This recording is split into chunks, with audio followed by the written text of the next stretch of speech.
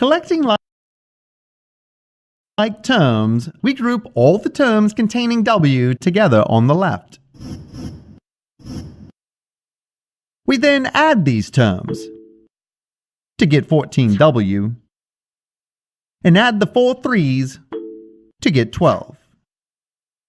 Since we want an equation with W alone on the left side, we subtract 12 from both sides, allowing us to cancel the positive and negative 12's on the left, plus W, which must be equal to the perimeter, 90 feet. The length of a rectangular room is 5 feet longer than its width. If we know that the perimeter of the room is 90 feet, then what are its length and width? Since we want to find the room's length and width, we can assign the unknown variable to either of these quantities and then write the other quantity in terms of that variable. Let's let the variable W represent the width of the room. Since the length of the room is 5 feet longer than its width, we can write the value of the length as W plus 5. Adding the lengths of the 4 sides of the rectangle W plus W plus 5 plus W, which must be equal to the perimeter, 90 feet. W plus 10 on 10 coefficient 4, which allows, leaving us with the equation W equals 80 over 4. The value of W to 20, we see that the width of the room is 20 feet and the length is 25 feet. This solution is reasonable, since we are told that the length of the room is 5 feet longer than its width, and the sum of the lengths of all 4 sides, 25 plus 20 plus 25 plus 20, is equal to the perimeter, which is 90 feet. For our next example, let's try a slightly more complex geometrical problem. We are asked to build 3 identical dog pens where each pen's length is twice its width plus 3 feet. We are told that the pens are to be built side by side so that each pen shares a fence with the adjacent pen. We are also told that we have exactly 180 feet of fence, all of which must be used to enclose and separate the pens.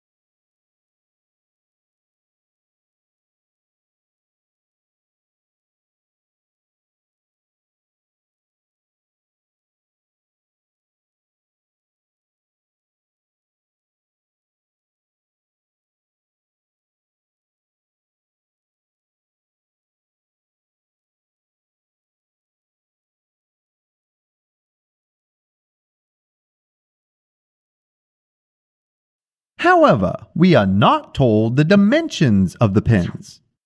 Fortunately, using algebra, we assign of that variable. Let's let the variable w represent the width of a pen. Since the length of a pen is twice its width plus 3 feet, we can write the length as 2w plus 3. Adding the lengths of each fence segment, the total length of the fence is 2w plus 3 plus w plus w plus 2w plus 3 plus w plus w plus 2w plus 3 plus w plus w plus 2w plus 3, which is equal to 180 feet. Collecting like terms, we group all the terms containing w then and add the equation e minus 12 the coefficient on the left. Setting the value of w to 12, we see that the width setting the value is 12. Setting the value of w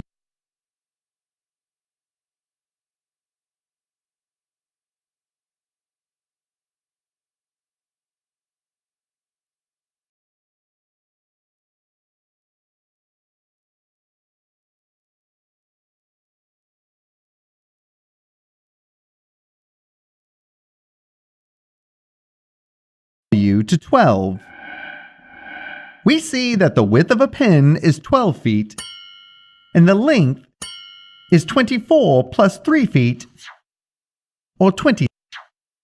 U plus w plus u plus w plus u plus 3 plus w plus w plus 2w plus 3 plus w plus w plus 2w plus 3 plus w plus w plus 2w plus 3,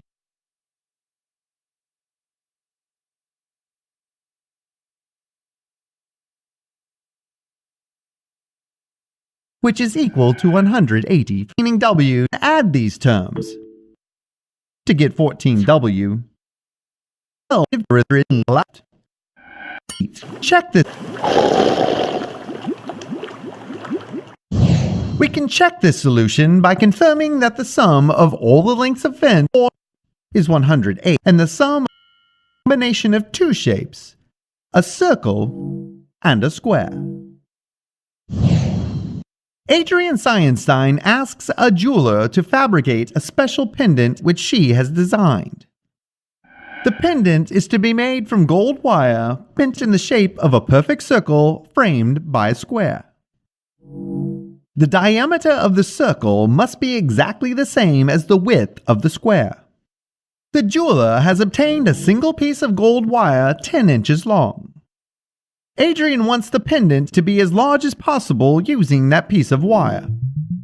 Given that the gold wire is 10 inches long, where should the wire be cut so that the two pieces can be bent into a circle and square with no wire left over? To solve this problem, we must first determine the dimensions of the circle and square such that the total length of wire used is 10 inches. We know that the width of the square and the diameter of the circle must be the same. So let's use the variable x to represent both the width of the square and the diameter of the circle. We can now create expressions for the lengths of wire needed to fabricate the circle and the square. The length of wire required for the square is equal to the perimeter of the square. Since the lengths of all four sides of the square are equal to its width, the perimeter is 4 times the width of the square, or 4x. Likewise, the amount of wire required for the circle is equal to the circle's circumference. Since the circumference of a circle is pi times its diameter, the length of wire needed for the circle will be pi times x. So the total length of wire needed to fabricate the circle and square will be 4x plus pi x, and these combined lengths must be equal to 10 inches. We can now solve this equation for x. To determine the perimeter of the square and the circumference of the circle, we need to combine common parentheses with the parentheses. Both sides of the equation cancel these terms in the numerator and denominator on the left side. Completing the arithmetic on the right, we first add 4 plus pi. If we round the constant pi to 2 decimal places, We can use the approximate value squiggly equals symbol. Adding the two numbers in the denominator gives us 7.14. And dividing 10 by 7.14, we find that x approximately equals 1.4. So the diameter of the circle and the width of the square are both approximately 1.4 inches. The perimeter of the square will then be 4 times that amount, or 5.6 inches, and the circumference of the circle will be pi times that amount, or approximately 4.4 inches. Checking our answer, we see that the sum of these lengths is indeed 10 inches. Thus, to fabricate these shapes, the 10-inch length of gold wire must be cut into two segments, 5.6 and 4.4 inches long. In this lecture, we have seen how linear equations can be used to solve real-world problems involving quantities such as ages and dimensions. In the next lecture, we will see how to use linear equations to solve problems involving time, distance, and speed.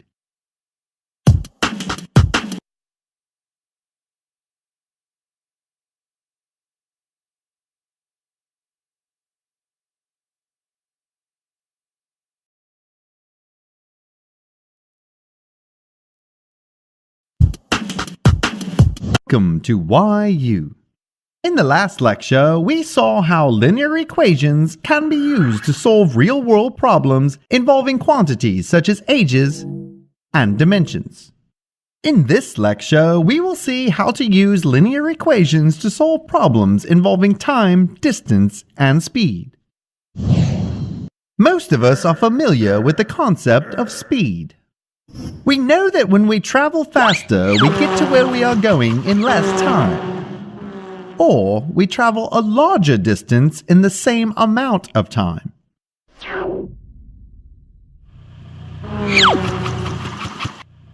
Automobiles come equipped with speed measuring devices called speedometers, which indicate speed in miles or kilometers per hour. The indicated speed tells us how many miles or kilometers we would travel in a single hour, assuming we traveled at a constant speed for the entire hour. Let's say that we are traveling at a constant speed of 50 kilometers per hour. We can visually represent this motion by graphing our distance from the starting point versus the elapsed time. If we graph time on the horizontal axis and distance on the vertical axis, we see that our distance increases at a constant rate. Distance is a linear function of time as long as our speed is constant. Our speed determines the slope of the graph. The greater the speed, the greater the slope. Just as slope is defined as the change in the vertical coordinate over the change in the horizontal coordinate, speed is defined as the change in distance over the change in time. If the change in distance and time are measured starting from the beginning of the trip, then our speed is simply the distance divided by the time measured at any point along the trip, assuming, of course, that our speed is constant. For instance, if we travel a distance of 50 kilometers in 1 hour, then our speed is 50 kilometers per hour. If we travel 100 kilometers in 2 hours, the calculated speed will still be 50 kilometers per hour. Likewise, at the speed of 50 kilometers per hour, we will travel 25 kilometers in 1/2 hour. Knowing this relationship between speed, distance, and time, we can calculate any of these three quantities if we know the values of the other two. For example, by multiplying both sides of this equation by time, we see that speed times time equals distance. For example, if we go 50 kilometers per hour for 2 hours, we will travel a distance of 100 kilometers. This formula is easy to remember, and very useful for solving problems involving speed, time, and distance. As an example, let's say that we are on a train 100 kilometers west of St. Louis, traveling east at 60 kilometers per hour. How long will it take us to travel 290 kilometers east of St. Louis? We know from our formula that speed times time equals distance. Since we know the speed and total distance, we should have enough information to calculate the total travel time. Let's let the variable t represent the total time of the trip.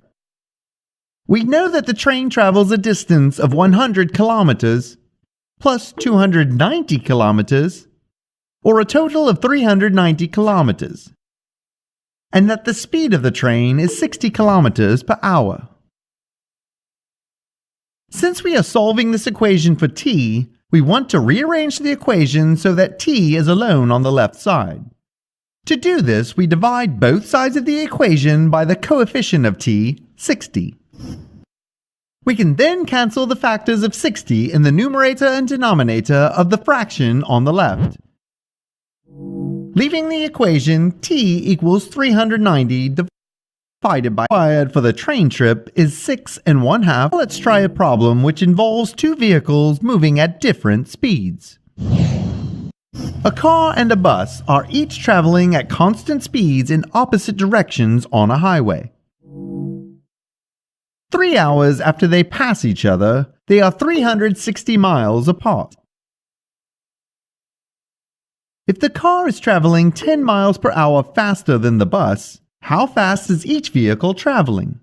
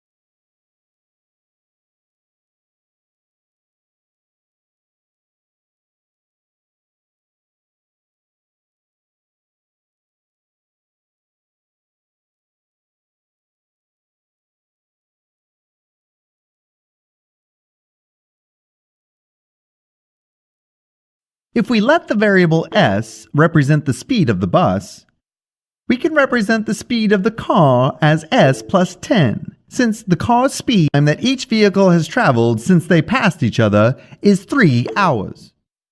Knowing that speed times time equals distance, we can now write the distance traveled for each vehicle. In 3 hours, the bus has traveled 3s miles, and the car has traveled 3 times s plus 10 miles. The sum of these distances must equal the distance between the two vehicles, or 360 miles.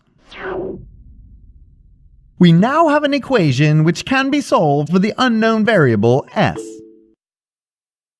We start by using the distributive property to distribute the 3 to the two terms inside the parentheses.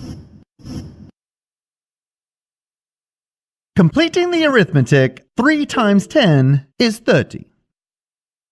And combining the two terms containing the variable s, 3s plus 3s, is 6s. Since we would like an equation with s alone on the left side, we subtract 30 from both sides of the equation. This allows us to cancel the positive and negative 30 on the left. Completing the arithmetic on 130, allows us to calculate x represents the speed of the bus. The bus's speed is 55 miles per hour. Found the speed time times speed for each vehicle to calculate the distance traveled, and then confirming that the sum of the distances is 360 miles. Confirming that the sum of vehicle to calculate the distance traveled, multiplying the travel time times speed for each vehicle.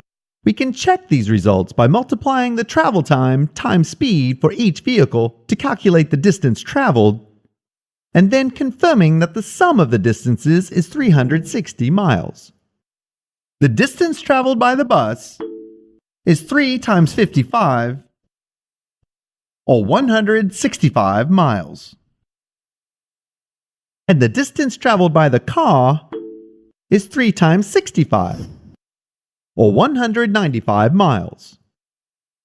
Since the sum of these two distances is indeed equal to 360 miles, we know that our calculations were correct. For our last example, let's solve a problem involving a vehicle traveling at different speeds at different times during the same trip. Mr. Squidgyopoulos has developed a car which can transform into a high-speed flying machine. He decides to take his new vehicle on a test drive from Orlando to San Francisco. He starts by driving on the highway, maintaining a constant speed of 70 miles per hour. After some time, he switches into flight mode.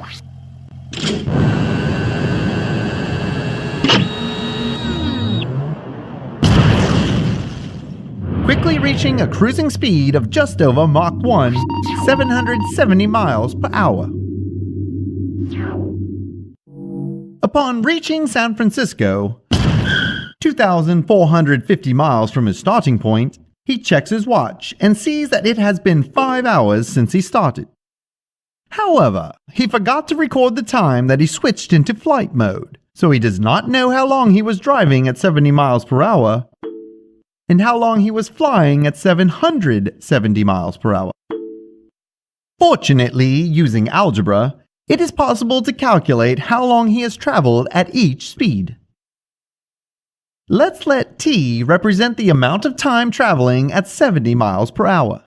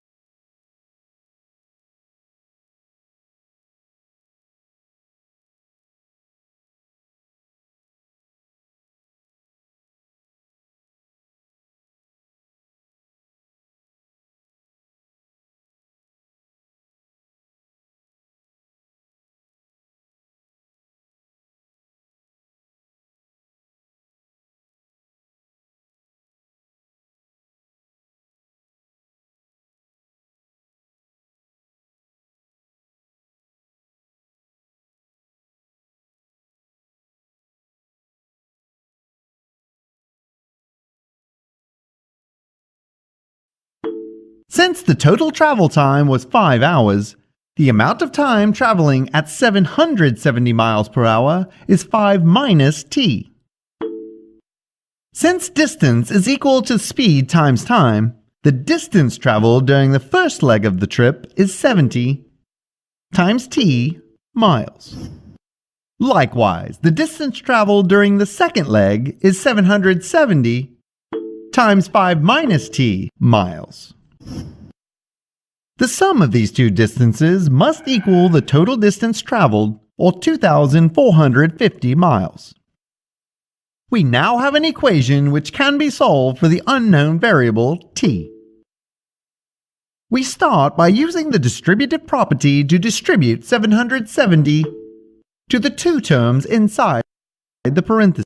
Arithmetic 700 and combining 5, containing the variable t, is negative with t alone on the left side. We subtract 3,800 to cancel 150 causes the cancel by. Since t represents the amount of time traveling at 70 miles per hour, we know that the first leg of the trip took 2 hours. Likewise, the second leg took 5 minus 2, or 3 hours.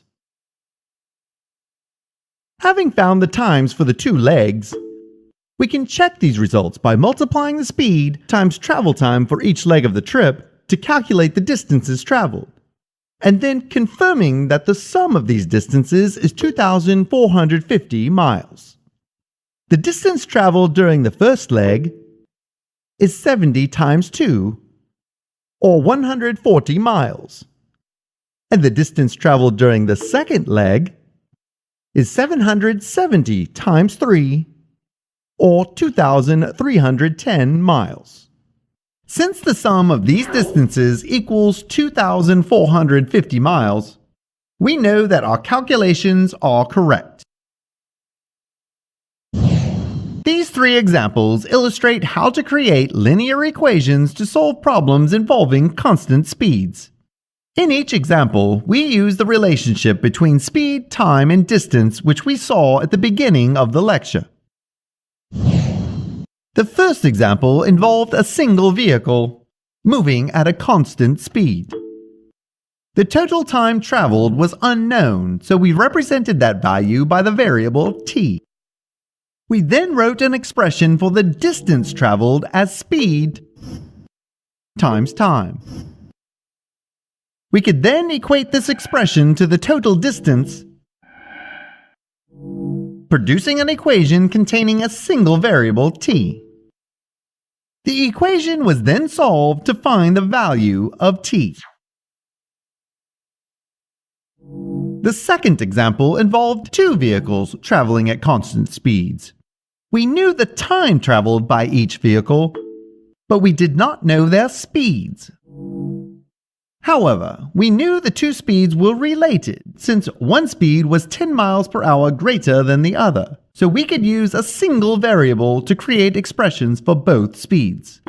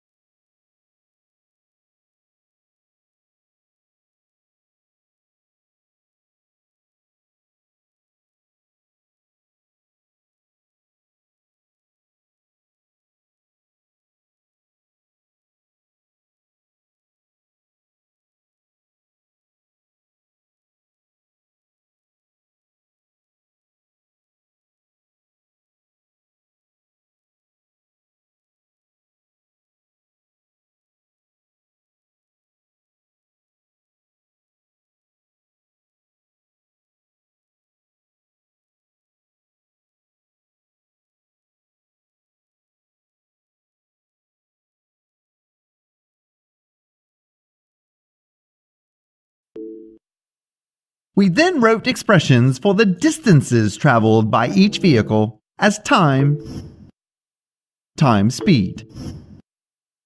We could then equate the sum of these distances to the known value for the total distance. This produced an equation with a single variable, which could then be solved to find the value of that variable. The values of both expressions for speed could then be calculated.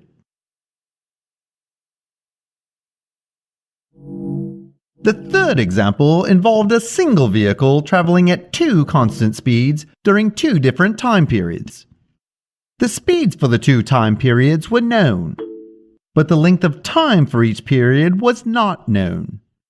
However, we knew that the 2 times were related since their sum was 5 hours, so we could use a single variable to create expressions for both times. We then wrote expressions for the distances traveled during each period as speed times time. The sum of these distances could then be equated to the known value for the total distance. Since the equation contained a single variable, we could solve it for that variable, and then evaluate the values for both expressions for time. In this lecture, we have seen how linear equations can be used to solve real-world problems involving speed, time, and distance.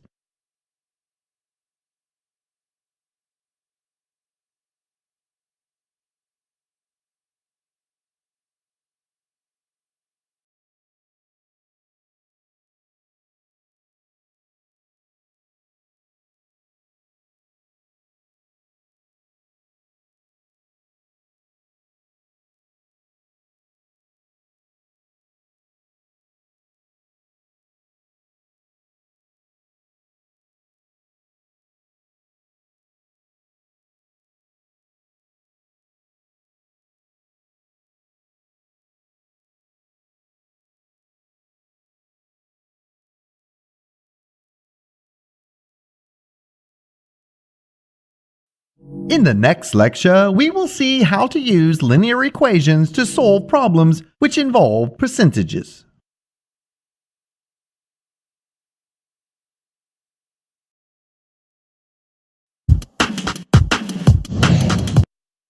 Hello! In the last few lectures, we studied several forms of linear equations and saw how they can be applied to various types of real-world situations. In this chapter, we will lay the groundwork for solving real-world problems which involve percentages. The word percent is derived from the Latin word percentum, meaning per hundred. Percentages are one method of describing a fraction of a quantity. This fraction is always given in hundredths, and the percentage specifies the number of hundredths in the fraction. In other words, a percentage is the numerator of a fraction whose denominator is understood to be 100. Instead of writing the word percent, percent is usually denoted by the percent symbol. To understand percentages visually, let's start with the quantity x, which can be divided into 100 equal divisions. We can visualize 1% of x as 1/100th of x, or 1 division. Likewise, 25% of x is 25 hundredths, or 1/4 of x. 50% of x is 50 hundredths, or 1/2 of x. And 100% of x is 100 hundredths, or the entire quantity x. Percentages can also have values greater than 100 and thus represent values greater than the original quantity x. For example, 150% of x is 150 hundredths, or 3/2 x. So 150% represents a 50% increase over the original quantity. Likewise, 200% of x is 200 hundredths, or twice x, which represents a 100% increase over the original quantity. In these examples, we converted percentages into equivalent fractions with denominators of 100 and reduce those fractions to their simplest form. Percentages can also be converted to equivalent decimal numbers. Instead of converting a percent to decimal numbers, 100, we can convert the percentage to a decimal number which is 100. Same result in shifting the percentages 15% of x, we can simply write 0.15x. 15% received an A on a test. We can find the number of students who received an A by calculating 15% of 40.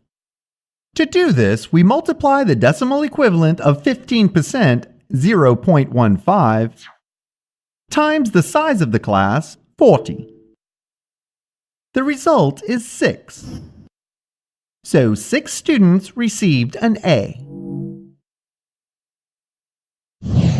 The decimal equivalent of a percentage can be thought of as a ratio of the percentage amount to the entire amount.